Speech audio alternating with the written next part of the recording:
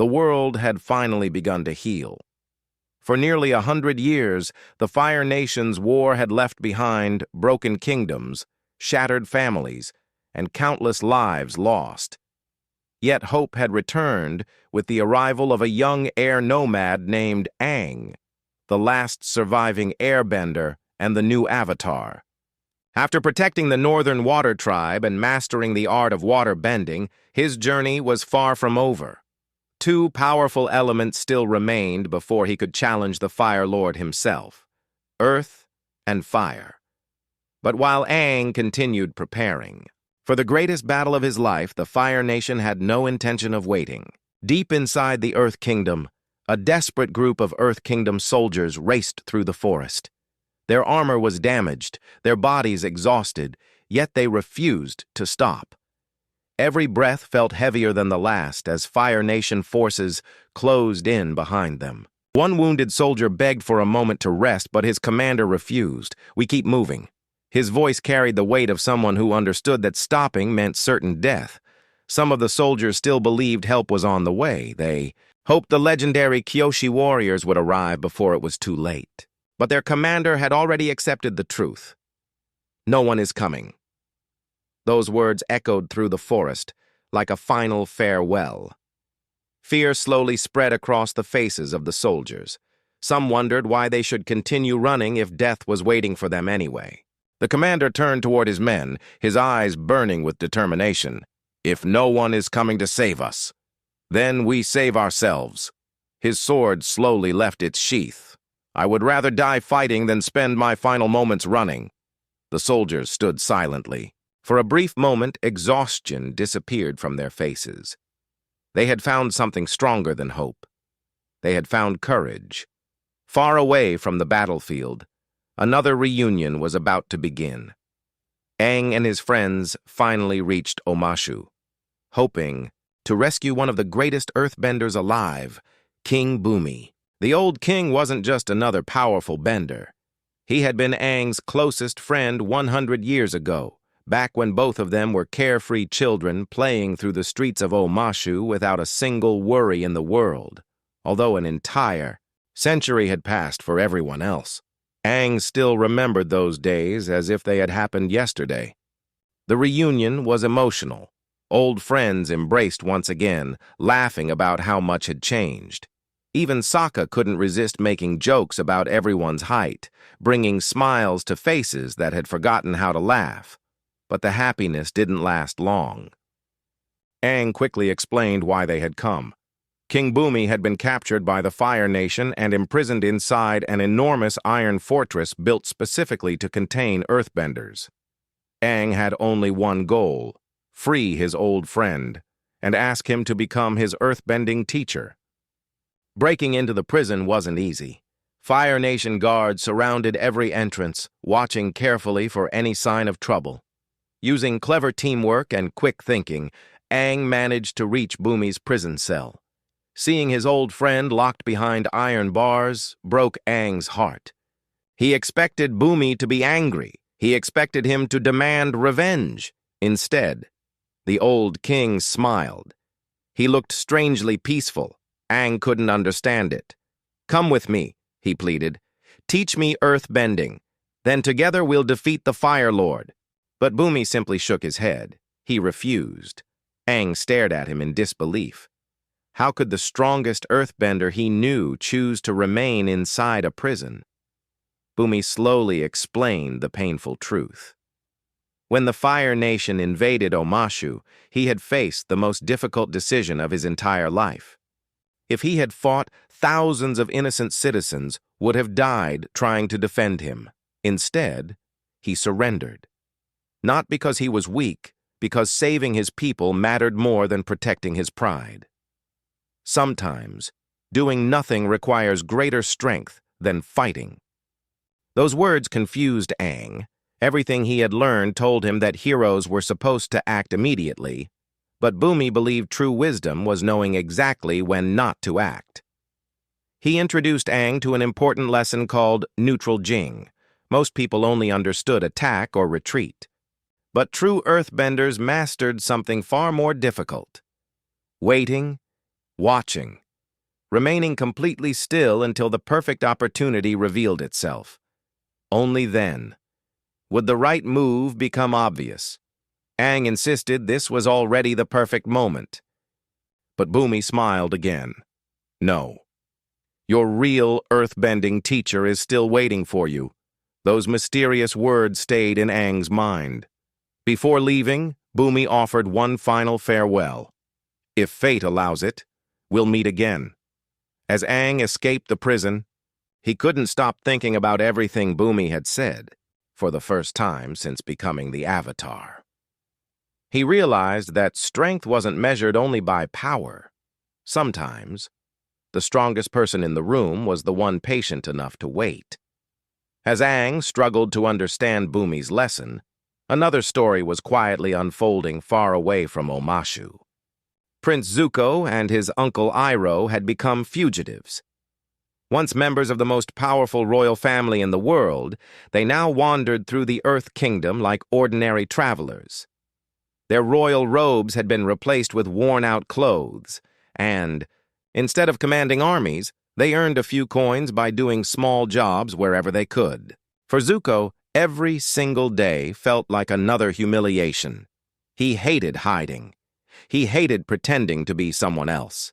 Most of all, he hated watching his uncle stop every few minutes to admire flowers, breathe the fresh air, or appreciate the peaceful sound of falling rain. To Zuko, the world had become nothing more than a cruel place filled with betrayal. But Iroh saw something entirely different. He believed beauty still existed, even in the middle of chaos. As rain gently fell across the countryside, Iroh smiled while touching the wet soil beneath his feet. Nature, he believed, never stopped reminding people that life could continue after destruction. Zuko, however, wasn't interested in life lessons. He wanted answers. "How much longer do we keep running?" he asked. Iroh calmly looked toward the distant mountains. "As long as necessary." For the old general, surviving today was more important than dreaming about tomorrow. Meanwhile, inside the Fire Nation royal palace, the atmosphere could not have been more different. Every commander stood perfectly still before Fire Lord Ozai, waiting for his judgment. Reports from the Earth Kingdom were delivered one after another. Some victories had been achieved, but several important campaigns had failed. Ozai showed no mercy. Generals who had failed their missions were immediately stripped of their rank. Failure in the Fire Nation was not tolerated. Then, the palace doors opened. Princess Azula stepped forward, confident, fearless, completely certain of her own brilliance. Unlike the frightened generals surrounding her, Azula welcomed responsibility. She presented an ambitious military strategy designed to conquer the Earth Kingdom once and for all. Instead of relying only on massive armies, she proposed using captured earthbenders to tunnel beneath enemy defenses, rather than wasting lives. Attacking enormous walls head-on, the Fire Nation would strike from below, invisible, unexpected, impossible to stop. The room fell silent. Even the experienced commanders couldn't deny how brilliant the plan sounded. Ozai watched his daughter carefully. For a brief moment, pride appeared on his face. He praised her intelligence, calling her one of the brightest minds of the new generation. Azula expected the campaign to be placed entirely under her command. Instead, Ozai made a shocking announcement. The mission would be given to General Trand. For the first time, disappointment flashed across Azula's face. Only for a second. She immediately buried her emotions beneath her usual calm expression. She had spent her entire life proving herself worthy of her father's approval, yet even after presenting a flawless strategy, someone else received the glory. Ozai noticed her silence. Then he revealed the true reason. He had another assignment. One that only Azula could accomplish. He leaned forward. "Your brother, Prince Zuko, is alive." The words echoed through the royal chamber. Everyone had believed Zuko died during the battle in the north. Even Azula looked genuinely surprised. Ozai explained that his banished son had survived and was hiding somewhere inside the Earth Kingdom. Then came the unexpected order. Find him. Azula nodded. Her expression remained perfectly controlled, but inside her mind countless questions began racing. She asked quietly, "And when I find him?" Ozai answered without hesitation, "Bring him home." Those simple words carried enormous meaning. For years, Zuko had been treated as a disgrace. Now, the Fire Lord wanted him back. Azula accepted the mission without question. She bowed respectfully before leaving the throne room, but once outside, one of the palace officers approached her. He praised her strategy and assured her that every future victory would still strengthen her reputation. Azula smiled politely, yet beneath that smile, her ambition burned hotter than ever. She had no intention of standing in anyone's shadow, whether it was General Trand or even Prince Zuko himself. Elsewhere, Zuko remained completely unaware that his own sister had begun searching for him. Still, wandering from village to village, he worked tirelessly for a few small coins while struggling to accept the life fate had forced upon him. Iroh, however, believed every hardship carried a hidden lesson. Even exile could become the beginning of wisdom. Leaving Omashu was far more difficult than arriving. Although Aang had found his old friend, he hadn't found the answers he was looking for. Instead of gaining an earthbending master, he had walked away carrying a lesson he still couldn't understand. Bumi had refused to escape. He had refused to fight, and somehow, he still believed he had done the right thing. As the group reunited outside the city, Aang couldn't hide his frustration. "He doesn't care anymore," Aang muttered. "He doesn't care about Omashu, and he doesn't care about me." Katara gently tried to calm him down. She reminded him that Bumi had always been wiser than he appeared, and that perhaps there was a reason behind everything he had said. Before the conversation could continue, one of their allies rushed toward them with urgent news. His face was filled with panic. "The Fire Nation has surrounded the southern road." Everyone froze. Their planned escape route had already been cut off. Enemy troops were closing in from every direction, making it impossible to leave through the safest path. For a moment, silence spread across the group. Every possible escape seemed blocked. Then someone quietly spoke. "If we can't go south, there's only one road left. The name of that road alone was enough to make everyone uneasy. The Serpent's Pass, a narrow path, stretching across dangerous cliffs and deep waters, famous for claiming the lives of travelers who underestimated it. Very few people willingly chose to cross it, but they had no choice. Meanwhile, far away from the battlefield, another story quietly unfolded. While resting in a peaceful village, Katara noticed an elderly woman carefully holding a strange flower. Its bright colors immediately caught her attention. Curious, Katara asked where it had come from. The old woman smiled gently before telling a story passed down through generations. Long ago, she explained, there was a mysterious spirit known as the Painted Lady. According to village legends, wherever the Painted Lady touched the earth, beautiful flowers would bloom overnight. People believed she protected villages from danger. When Katara listened carefully, the woman's expression slowly changed. She remembered something from her childhood. Years earlier, those same flowers had suddenly begun appearing outside her village. Her mother immediately understood their meaning. Without hesitation, the family packed everything they owned and left. Only a week later, the Fire Nation attacked. Their village was burned to the ground. Everyone who had ignored the warning perished. From that day forward, the woman believed the Painted Lady had saved her family's lives. As she looked once again at the flower growing beside the road, tears filled her eyes. "This is a blessing," she whispered. "It means we're walking the right path." Katara stood quietly, deeply moved by the story. Hope, she realized, often arrived in unexpected forms, sometimes through people, sometimes through spirits, sometimes through nothing more than a single flower. Nearby, Another heartwarming moment quietly unfolded. A young village girl offered food to Sokka. At first, he tried to refuse, insisting she should keep it for herself. But she wouldn't accept no for an answer. Smiling shyly, she insisted that sharing food was the right thing to do. Sokka finally accepted. After tasting it, his eyes widened. It really is good. The simple meal quickly turned into an unexpected conversation. The girl admitted she had been thinking about him, not just about traveling together, but about sharing life's journey together. For perhaps the first time in a long while, Sokka was completely speechless before he could even respond. Someone called for him.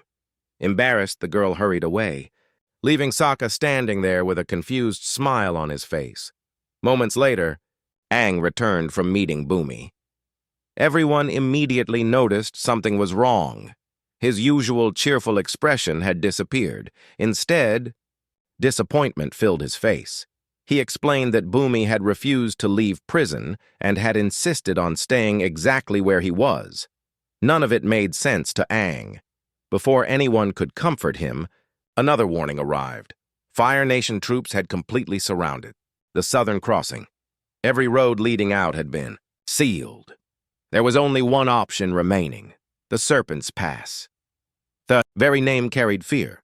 Its winding trail twisted across dangerous cliffs like the body of a giant snake, with steep drops waiting below for anyone careless, enough to lose their footing. Even experienced travelers avoided it whenever possible. But with the Fire Nation closing in behind them, the impossible path had suddenly become their only path. Without another word, the group gathered their supplies. Each of them understood what lay ahead. The journey was becoming more dangerous with every step, and somewhere beyond those cliffs, their greatest challenges were still waiting. The decision had been made. There was no longer any time to argue or search for another route. Every road leading south had been sealed by the Fire Nation, leaving the group with only one dangerous option, the Serpent's Pass. Its narrow trails stretched across towering cliffs, twisting like the body of a giant snake. The path had earned its terrifying name because countless travelers had disappeared while trying to cross it. Some were claimed by the unforgiving cliffs, while others simply vanished without a trace. No one wanted to take that road, but everyone knew they had no choice. As preparations began, Aang remained unusually quiet. Normally, he would have been the first to encourage everyone with a joke or an optimistic smile.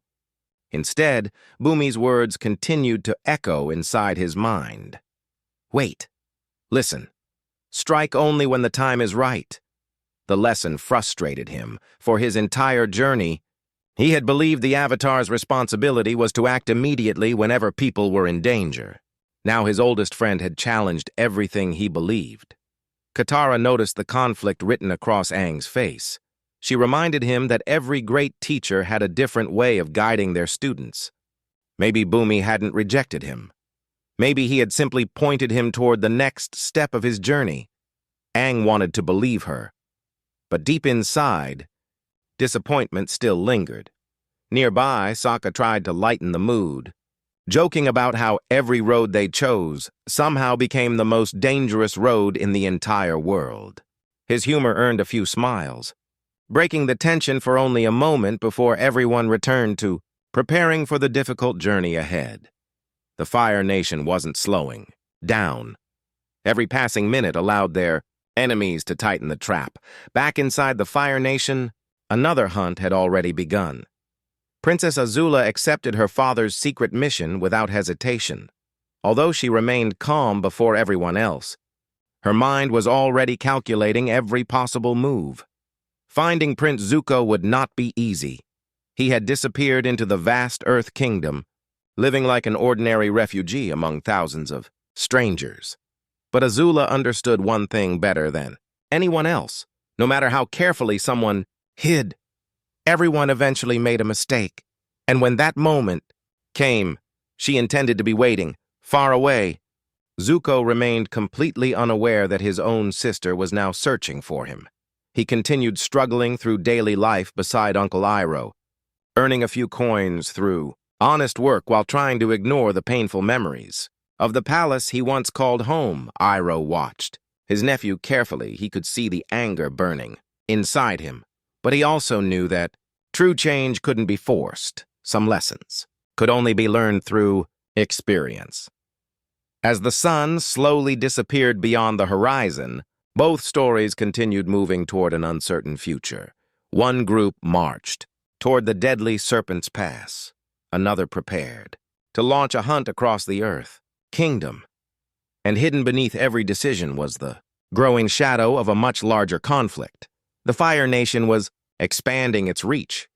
The Earth Kingdom struggled to survive, and the Avatar still searched for the teacher who could unlock the power of earthbending. His journey had become more than a mission.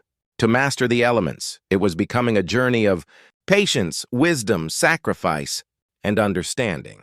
The road ahead would test every friendship, every promise, and every belief he carried. For now, however, there was only one direction left to go: forward, toward the Serpent's Pass, toward new allies and dangerous enemies, toward a destiny that was only beginning to reveal itself. And as the group disappeared into the distance, one question remained unanswered.